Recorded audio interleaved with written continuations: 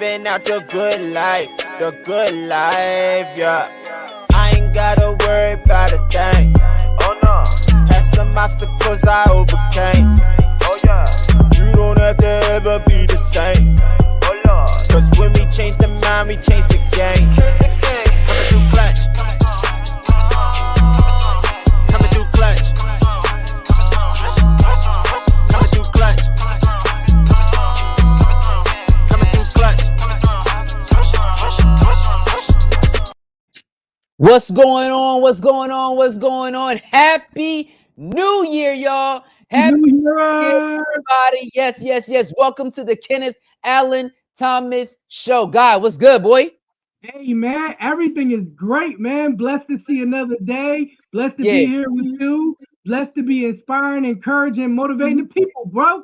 Yo, listen, how was South Beach, bro? How was South Beach? South Beach was phenomenal, bro. Like, there was nowhere that I turned that I just didn't want to just stop and just enjoy the view, the sand, the beach, you know what I mean? Everything. Atmosphere was fantastic. You came just in time for this snowstorm tomorrow, my brother. Welcome back.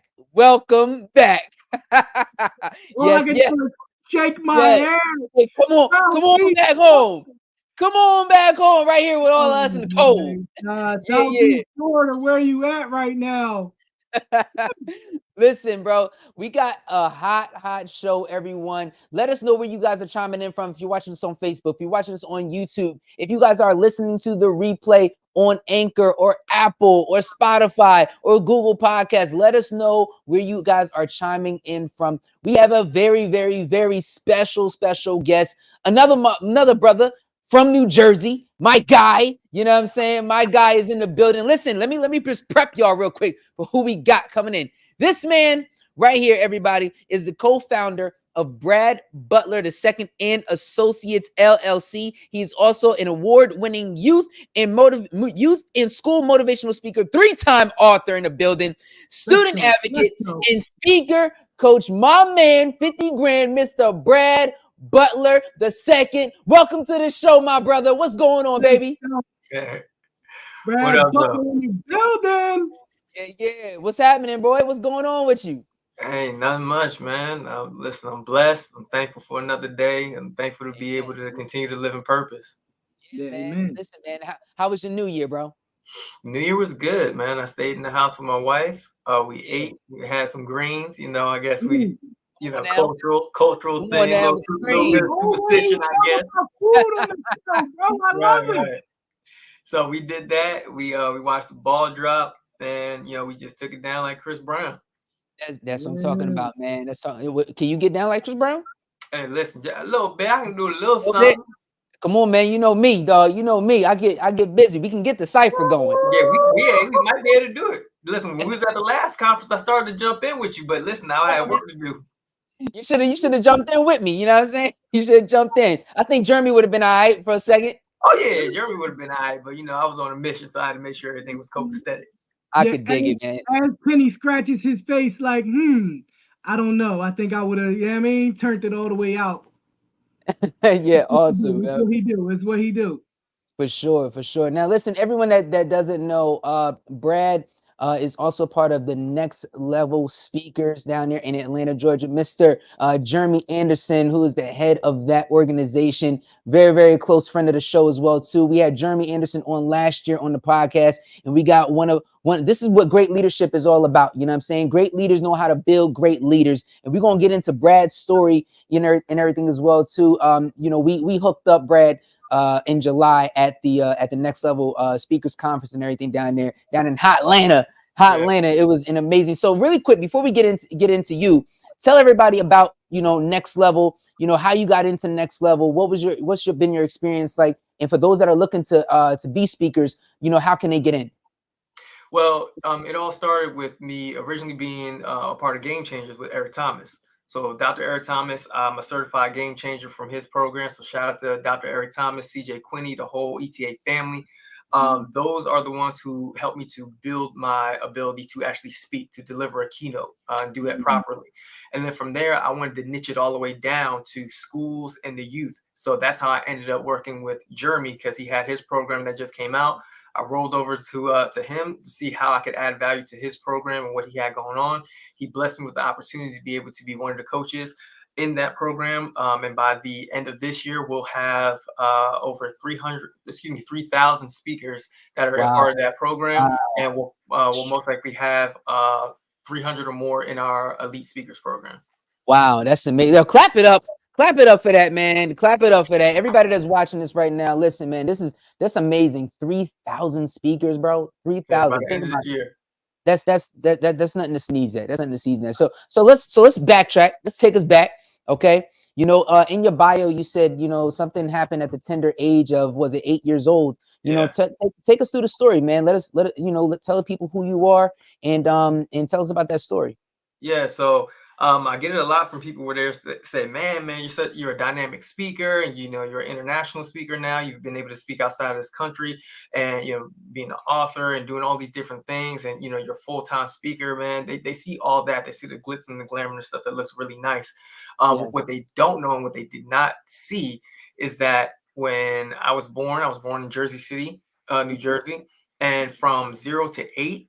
I was in Jersey City with my mother and my father in the nicest way possible. My mother and my father were urban pharmacists. So, and they were really good at what they did. They actually ran 3 entire blocks. We follow. Yeah. Follow. So they ran 3 entire blocks in Jersey City, and they got that they were addicted to that lifestyle. And obviously, it's only 2 ways out of that: either you die or you go to jail. I was lucky in the sense that my father ended up getting incarcerated. So when he got out of jail, he decided to turn his life around, and he worked really hard, just being on the straight and narrow, working a 9 to 5, doing his thing. My mom doing the same thing as well. But because of stress, because of the lack of money, my mother and my father fell victim to heroin. So they became heroin addicts. Wow. So for years, they struggled with that, but they did kind of turn that around and were able to beat their addiction. My father did it cold turkey. My mom did it through AA meetings. And they were able to beat their addiction, and to God be the glory. To this day, they are still clean. Come on now. Come on now. Clap that up for that, man. That's amazing. Yeah. That's amazing, yo. That's amazing. Yeah. Wow, man. So take us to, so what was life like for you mentally during that time? Well, for me, I was so young, and once you're in that environment and that's all you don't think anything is weird about it, right? So my mother and my father were very classy users. So my mom would maintain a job. My father would still do his thing. He never, brought that around us. Like, there was only one time that I actually experienced a situation where my father was high in front of me, but he didn't even know I was in the room. Mm-hmm. He had no idea, right? Like I said, they were very classy about the way that they did things. We always had food. Like, yes, we did live in a poverty-stricken area. Like, there were some things that went on, lights not being on, heat, whatever that and that was after they became heroin addicts, and they were struggling just to maintain their jobs and do their thing and keep a certain amount of money coming in, because they were used to having money hand over fist. So I didn't see a whole lot of it, but I saw a bit of it that let me know this isn't necessarily the norm. And I put the pieces together as I got older and I became an adult. I said, oh, wow, that's what's going on. Okay, I get it. But the real change and transition happened for me when I was around 8, when my parents separated from each other. Wow. Amazing. So yeah, I'm just amazed at the fact that, number one, you're telling this story. Not everybody goes through this particular thing. Like, this is kind of unique. And well, I'm not going to say, not everyone. There are many people that probably have shared your story, but the way that you're explaining it to us is very unique in a unique way. And in my mind, I'm like, dang, 8 years old, and your dad is using, your mom is using at the same time. Sometimes normally it's probably like one or the other, not both at the same time. Like, that's the thing that's just taking me back for a second, and we've all been in, certain situations. Guy, I'm gonna pass it to you in a second, but let me ask this next question real quick. As you grown throughout life, and they got better, like, how are your parents helping other people that have been through their experiences as well too? Well, my father, he's the type of person where, if he sees somebody struggling or they're having issues, whatever, he can offer some advice because he's been through certain things, without having to necessarily divulge all the information that's happened and things that happened with him in his past. My mom, on the other hand, she was an advocate. She was actually so good at, as far as being a model advocate for what they were doing, that I probably get my speaking ability from my mother, because she was so good at speaking at the podium and talking about her story that they started recording her and using her voice, using her recordings to help the other people who are addicts, to help them get free of their addiction.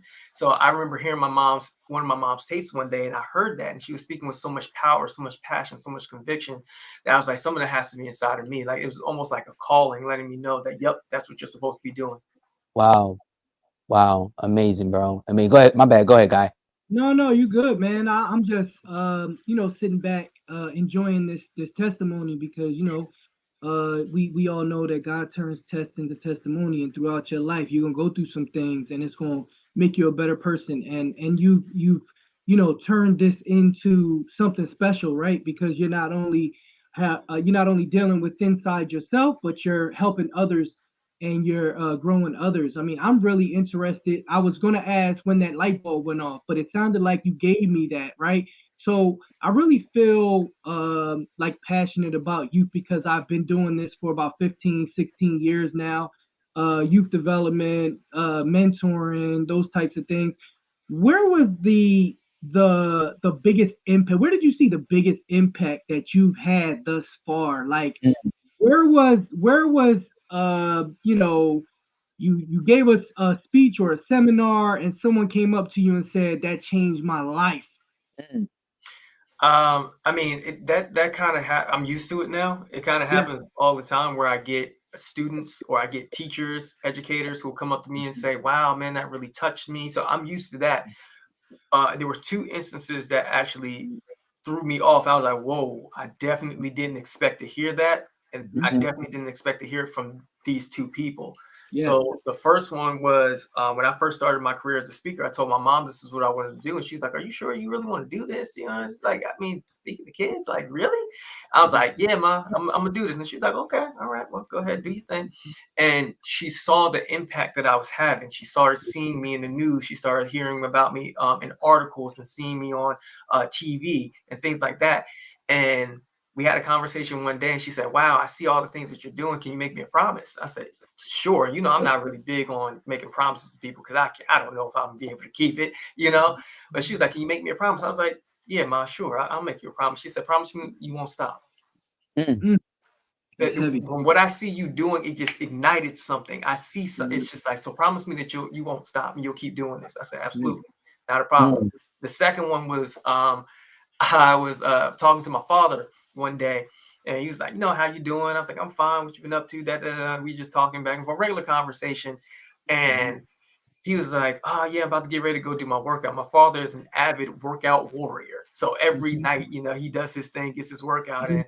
And one night he was like, okay, I'm about to go do my workout. I said, all right, cool, Dad. All right, talk to you later. My father listens to like DMX, Jay-Z, like, to keep himself going. And he was like, all right, cool. He was like, all right, for the last couple of weeks now, I've been listening to your YouTube videos when I do my workouts.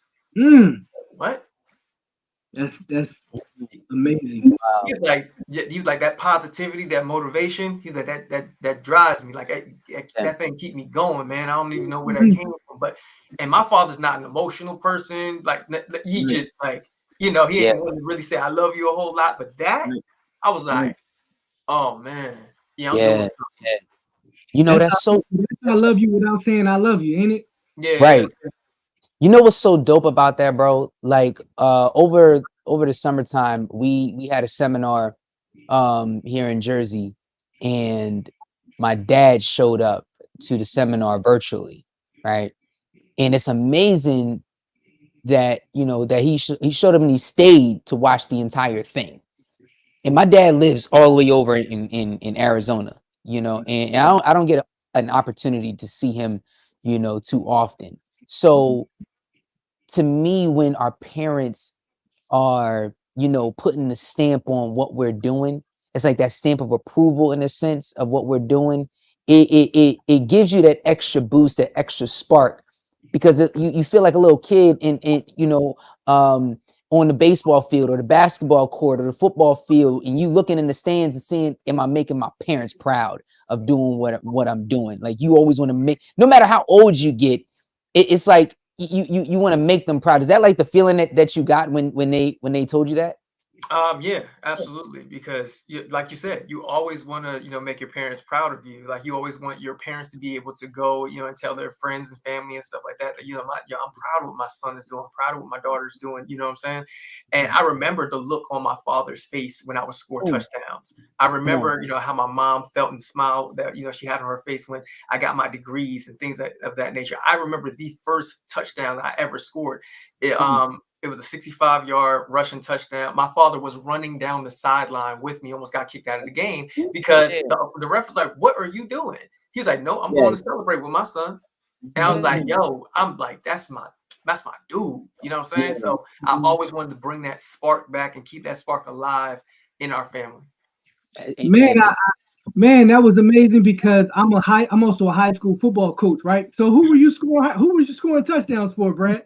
In high school, I played for Heightstown High. So I didn't exactly have the career that I wanted to have at Heightstown. When then I went to Kane University, played there, won a championship, and then I got into playing semi-pro, won a championship there. Then I got recruited to Team America, played there in the championship, won a Globe Bowl against Canada. Then I went to a CFL tryout for the Winnipeg, Winnipeg Blue Bombers. Went to that tryout, didn't make the team. And then I got called into a tryout for the New Jersey flight, made it into the camp, and then I missed the last roster cut. Well, little did you know, I'm sure that plays into your purpose because it plays into mine. I know I played. Shout out to those Woodrow Wilson High School Tigers, South Jersey Group 3 sectional champions for the third straight year. Right, you gotta get that in. You gotta get that in. I had to. But check this, it plays into my purpose because those youth that we impact and we influence the most, those are the ones that are watching us. They want to hear those stories of trial and tribulation because they want to know that they relate to you and connect with you. It's not all about success and I made it. I tell my boys, listen, it's about life after football.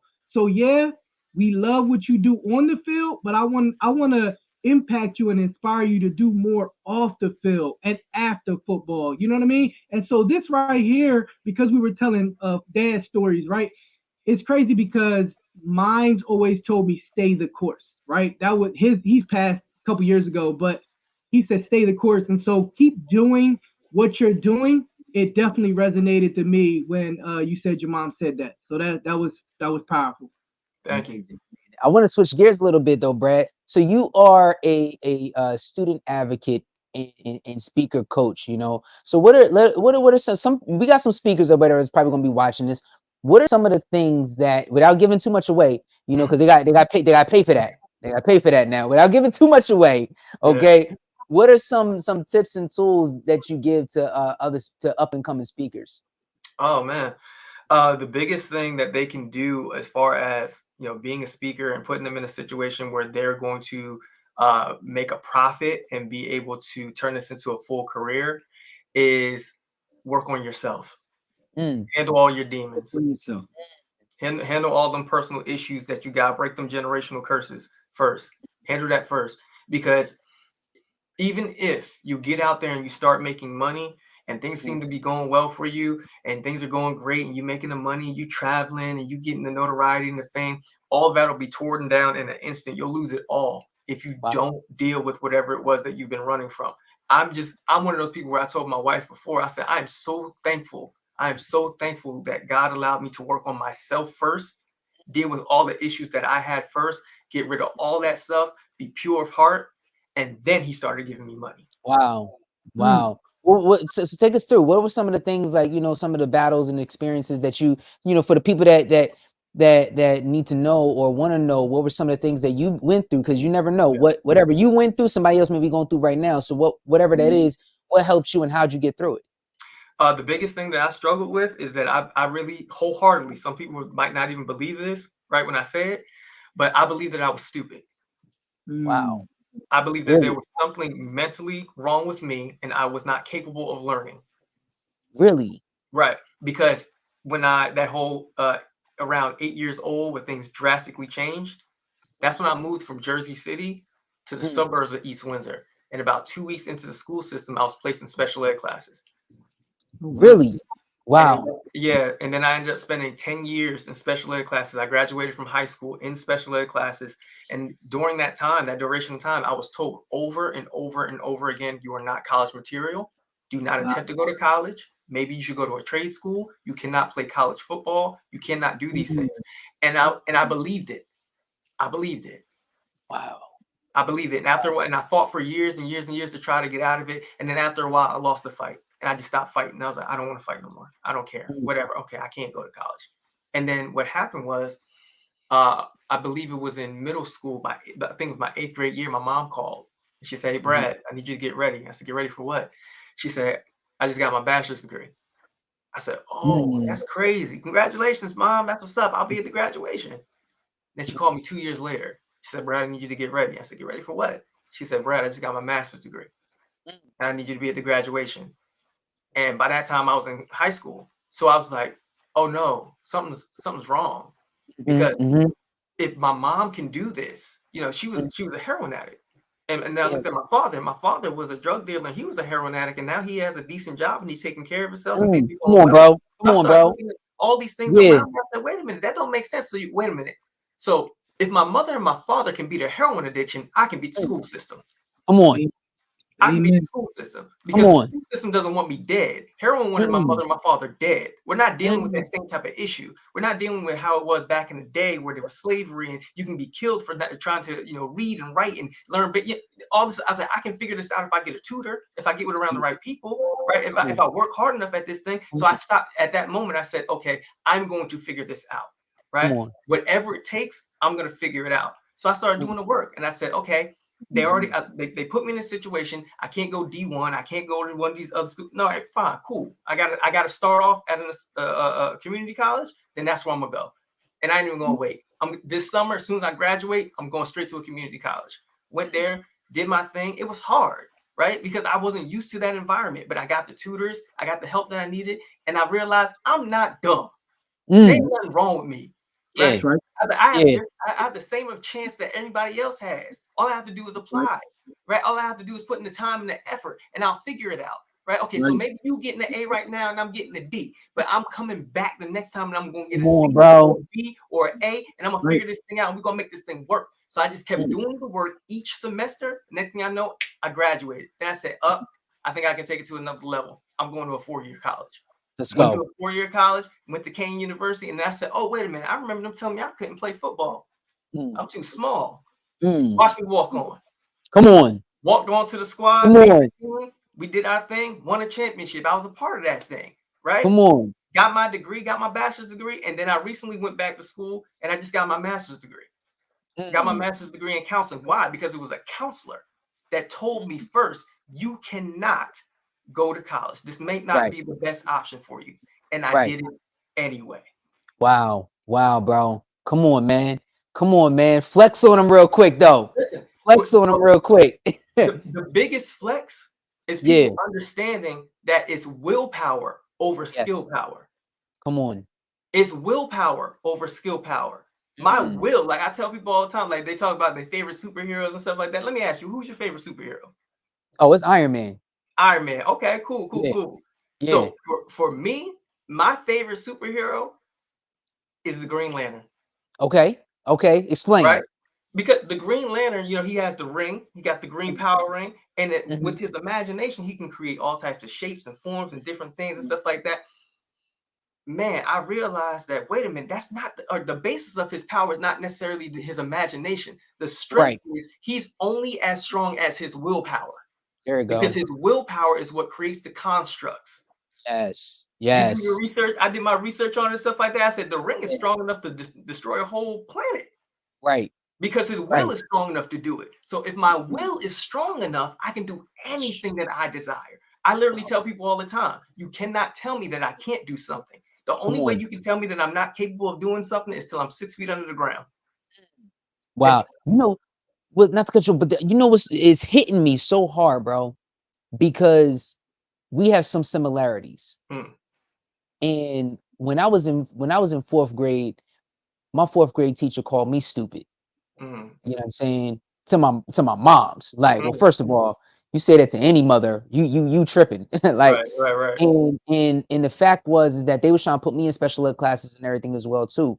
But the thing was that my parents didn't do that. They took me out of public school, put me in a private school, and I started thriving in private school. I actually got left back in 4th grade, and then when I got to 6th grade, up to 6th grade, I had a tutor named Mr. Leopold. Mr. Leopold helped me through this whole transition.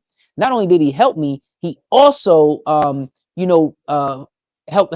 me get to the 8th grade, and I skipped 7th grade. I was able to skip 7th grade. We want to bring God back in here, but I was able to skip 7th grade, and I started to believe that I can do it, because people would Skinny Kenny, the little Ethiopian boy. Oh, he's this, he's that. That's the quiet kid in school, stuff like that. And it downs you as a kid. It puts you down. It puts you thinking and accepting the fact on what other people are saying. But the turnaround for me was the man that's on your wall and everything right there. I used to read his. I'm dead serious.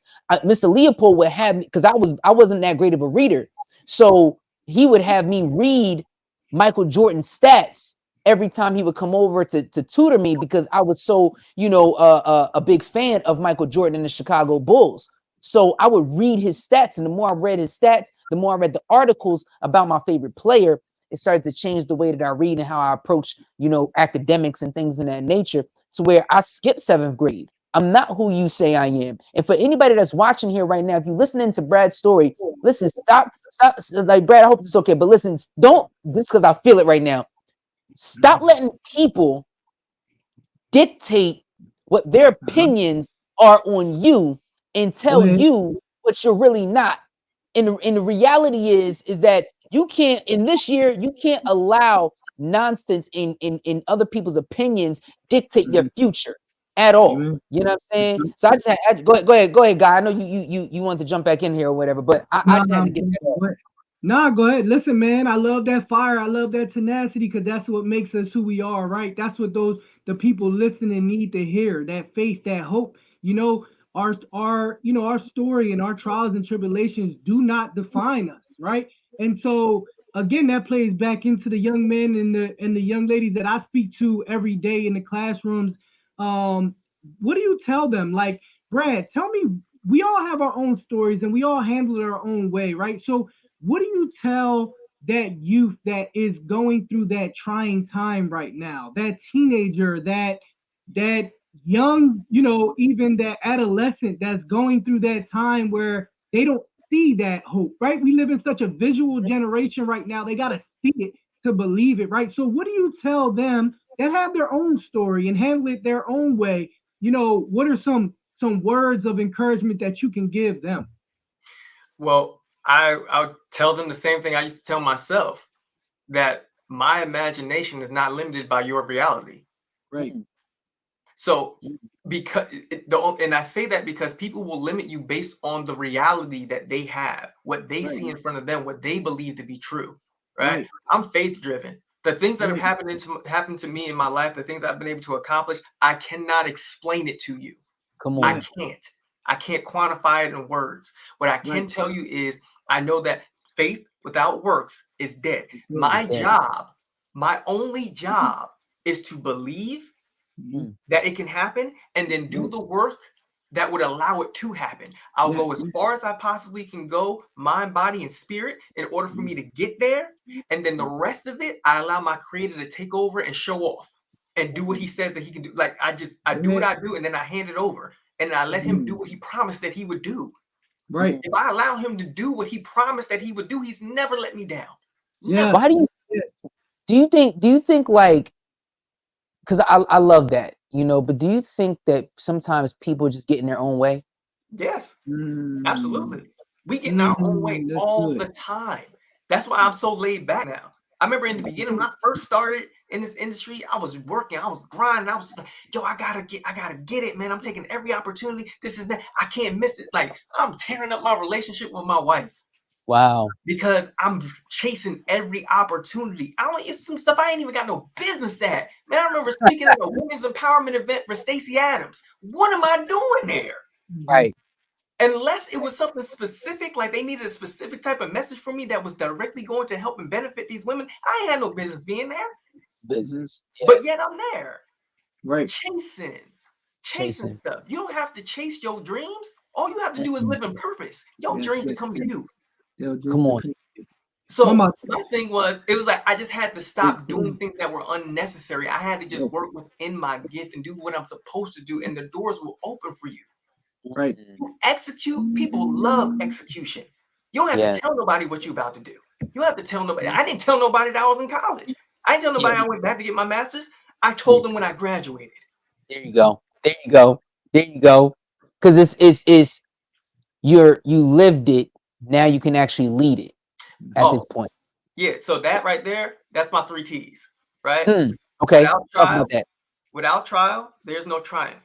And without triumph, there's no testimony. No one cares what you have to say about a situation that you haven't gone through. Amen. Yeah. Don't come talk to me about how to be a millionaire and you're not one. You're not. Don't come talk to me about how to be a great world-renowned speaker and you're not one. That's why I only follow and I only listen to the best in the industry. I follow Dr. Eric Thomas, CJ Quinney. I follow Jeremy Anderson because they're the best in the industry at what I want to do. So I only listen to them. Somebody else can come along with their millions of dollars or whatever it is that they got, but are you impacting people's lives like they are? Right. Are you showing the love that to me and my family? When I went full-time as a speaker, Jeremy Anderson called me. Him and his wife, they called me and they prayed for me and my wife. I'm not leaving. I'm not leaving. I'm loyal to this. Because I know next level, what we do, ETA, the ETA family, listen, they've always been loyal. They've always taken care of me. They've never shunned me. Yeah. And staying with it. And you know what's dope? I just heard you say it's like they are the best at what I want to do. Right. And I think people miss that. Right. People just go for the best. But are they the best at what you want to do? Right. So you narrowed down the niche into this is what that right there, E.T., Jeremy Anderson, that's what I want to do. What they're doing, I want to be an extension of that, is what you're saying, right? So I want to follow that. For me, it's more so I'm into leadership. So I follow John Maxwell. John Maxwell is the #1 leadership coach in the world. You know what I'm saying? I'm probably not going to really follow Tony Robbins like that. I'm going more so follow people that are in leadership like Sam Chan or again, John Maxwell. So people, you got to understand is what is it that you want to do and who's the best at it? You know what I'm saying? Like just because people just because Tony Robbins is probably a billionaire, Michael Jordan is a billionaire. You can't follow both because they both do 2 different things. 2 different lanes. 2 different lanes of getting to where they want it to be. So what if you do, then you're going so broad that you're going to be lost in the sauce. You're not going to, narrow down where it is that you want to go in life. Bro, this is so dope. You saw that meme, right? You saw the meme with they were like, man, would you take $1 million or dinner with Jay-Z? Oh, yeah. I did see that, John. Give me $1 million. What I'm chasing Jay-Z for? He rapping. He rapping, he building these different businesses, the conglomerate and all that stuff. The conversation between me and him is so far-fetched and so deep, I wouldn't even understand what he's talking about. So I might as well take the money, go over to ETA or go over to Germany and be like, hey, listen, I got $1 million that I can invest with y'all. What's up? Help me build this thing. And let's do that because I want to speak to the youth. I want to empower the youth. I don't want to start these different conglomerates and stuff like that. Not yet. I'm not at that point yet. Right. Man, I'm about to throw a shoe through the screen. I'm about to throw my cell phone. I'm about to knock this table and computer over. Man, it was so heated and fire earlier. The computer shut down. Look, but the devil is a lie. Right now, I'm listening to y'all, and I'm just driven by legacy, right? And so we have people who have left things down to us to make us who we are, and to plant these seeds in us to deliver, for us to be able to deliver this message, right? What is a legacy, Brad, that you want to leave behind? What is something you want everybody out here to remember you by? Well, honestly, anybody that knows me knows that my legacy means everything to me. I do all that I do because of the legacy that I plan to leave behind. Right. Man, I just want people to know that I'm an example that whatever it is that you want to do in life, you can do it. Right? Yeah. There are no limits. Right? The only limits are the ones that you place on yourself. Yourself. Right? I tell people all the Yeah. time, take the labels off. Don't allow people to just put these labels on you and make you into something, following people that, no, do whatever it is that you want to do. I tell these kids all the time, when I go to the school, I'm like, what do you want to do? Just tell me. Don't be afraid. Don't be shy. Whatever it is, first thing that comes to your mind, I want to be a TikTok star. Okay. Okay, do that. Let's do it. I literally told this young lady, man, I was doing a workshop, and she was a little timid. She was like, I want to be a nurse or whatever, or RN or whatever. I was like, that's great. And she's like, yeah, well, I'm young. I was like, no, you can do that though. And she's like, I was like, well, what do you like to do besides that? She's like, I like TikTok. I'm like, cool. Tell me, do you know of any other 14-year-olds that are on TikTok talking about the journey that they're trying to take to become a nurse? Can you go to some hospitals and volunteer? And help and follow the nurses around, and then record that and do it on TikTok and show them how it looks and walk them through the process and watch you get a scholarship somewhere. Go ahead. Watch somebody come get you because they're like, ooh, 14 years old and you out here trying to be a nurse. This is what you come on, we'll take you. We'll Go get it. Go get it. Go get it. And that's the power of, social media and what we have. These kids have everything, that they need at their disposal using their resources. All they got to do is just use it in the right way. It's true. It's the power of their imagination. People don't understand, like, the future is with our youth. It's with our youth, that imagination that they have, that creativity that they have, the way that they see things. Like, no, like, let's try it this way. If something happens when you get older and the responsibilities come and the bills come and the world hits you and you get your heart broken and things don't necessarily go the right way, and then all of a sudden you give up on your dreams. You forget that you forget that you wanted to be a lawyer. You forget that you wanted to be a singer. You forget that you wanted to be an astronaut. You forget all the things that you said that you wanted to do, the things that made you like light up in the morning, the things that make you go out and go get it every day. You forgot about that? Right. I'm like, no, you better find that. Find a way to get to it. One thing that I've always maintained is that imagination. I'm constantly thinking, I'm constantly dreaming, I'm constantly creating in my mind. Like, I can create something. Something can be like I can do something better with this. Like this, I don't have to settle. I do not have to settle for what you give me. I can create something better. Right. Go get it. I literally just put it up on my Instagram. Stop settling, for small things, expecting a big reward. Stop settling for small victories, and expecting a huge reward and everything at the end of the day. And I think that, what really resonates, I said this earlier on a talk that I did. I think people sometimes forget the big picture. And I want you guys to understand this. If you forget the ultimate, you become a slave to the immediate. You know what I'm saying? If you forget the ultimate, you'll become a slave to the immediate.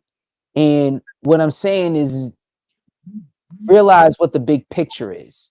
And see the big picture. Never, like, to Brad's point, like, you forget what it is that you wanted to be. You forgot that you wanted to be an astronaut or a nurse or a scientist or whatever the case may be. And you lost sight of the big picture because so many things were so close in your face that you got distracted by it. You know what I'm saying? So with that, we got a couple minutes left and everything. But Brad, I want to swing this to you.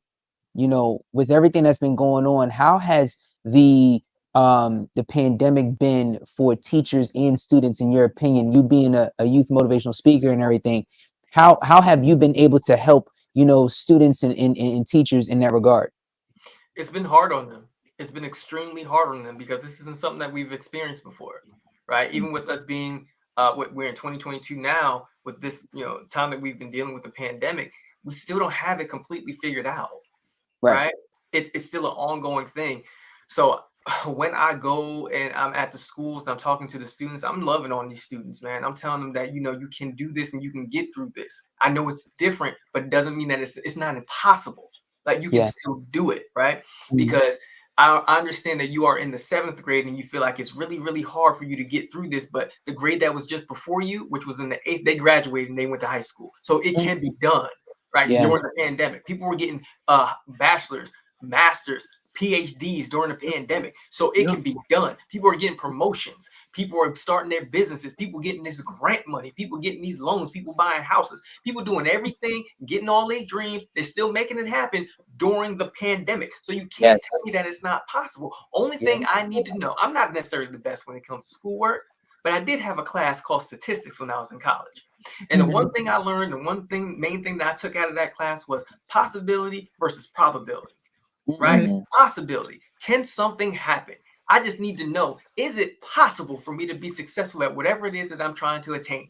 And then from there, if you tell me that it is possible, great. Because then it moves me over to probability and tells me what is the likelihood of me being successful at this thing. Wow. Well, with that comes into play. Only thing I have to do is apply as far as the effort and the energy that's necessary for this thing to become a reality. When I talk to the educators, I'm telling them, I'm loving on them too. I'm telling them, we understand that it's hard. We understand what's going on with you. And I'm not here to put no more pressure on you or make you feel like you're not doing a good job. When I'm going in and I'm doing the workshops with the educators, I'm telling you, this is just another way to effectively communicate with these students. Right? Yeah. That's how I lay it out for them. There it is. I'm gonna say one last thing about it though. As a dean of school culture, I'm in charge of setting that tone, right? That tone of success, of validation, of just victory, right? And I think if you listen to Brad, all you viewers out there, if you listen to Brad, if you listen to Kenny, you follow him, right? They don't just say you can do it, right? They say you can do it, and they provide you with a blueprint, right, of ways in which you can follow to go ahead and make your own way, right? And that's our job, to encourage, to inspire, but not just to give our testimony and say, this is what worked for us. This is what you can do for you. And so I'm so very proud of you, Brad, and I thank you. I appreciate all the opportunities that Kenny has given me, and he's been, just an inspiration to me to be able to speak to a person like you that connects and relates to what I do. And so you've definitely helped me in my way to go and speak to the kids and the staff tomorrow. That's dope. That's dope. Listen, B, let me throw this last question and then we're gonna play a game. Cool? Okay, got you. All right, bet. So listen, I do this question for every guest that comes on the show. Now, with this whole pandemic and things happening or whatever, regardless if there was a pandemic or not, I probably still ask this question. And being at the fact that it's the new year, we're 6 days into the new year, what is something that you would tell the entire world? I want you to imagine that you got all 8 billion of us listening to just you, right? What type of encouragement or inspiration would you give to us going into this new year to help us succeed and move forward? Okay, well, I would say that first things first, I'm the next generation of motivation. That's number one. I've been doing this work and I know that my time is definitely coming. And aside from that, I would say my slogan, my saying, make your next day your best day. And the reason why I say that is because the work that you've done today is not enough to get you through tomorrow. It's always work to be done. There's always ways that you can get better, physically, spiritually, emotionally, whatever it is. There's always ways for you to get better. And if you ever get to the point where you feel complacent and you feel like you've done enough, that's when you start to decline. One thing that my father has always instilled in me, he said, that's why I felt like it was ordained for me to be with, Jeremy and the Next Level family, because he would tell me all the time when I was younger, you have to take it to the next level. You have to take it to the next level. This is not enough. This isn't enough. Take it to the next level. So that's what I say to everybody, man. Listen, you need help. You need, encouraging your students, encouraging the youth, encouraging the community. Listen, you know how to find me, and I'll be right here waiting for you. There it is. There it is. Take it to the next level, baby. Word up. All right. So listen, man, that was amazing. But we're gonna play this game, though, bro. Yeah, let's go. We're gonna play this game. So my whole thing is, I always tell people, use your gift to make the shift in your life. And in our company, in our group, we are called the shift makers. All right. So what I'm gonna do is I'm gonna throw you a letter, but you got to give me a positive word that goes with that letter. Cool? Okay. All right. Every letter I give you is got to be a positive word attached to that letter. Okay. Okay. Just one word, not a whole soliloquy though. Just one word. Gotcha. All right. Cool. All right. Ready? S. Support. H. Habits. I. Intelligence. F. Faith. T. Talent.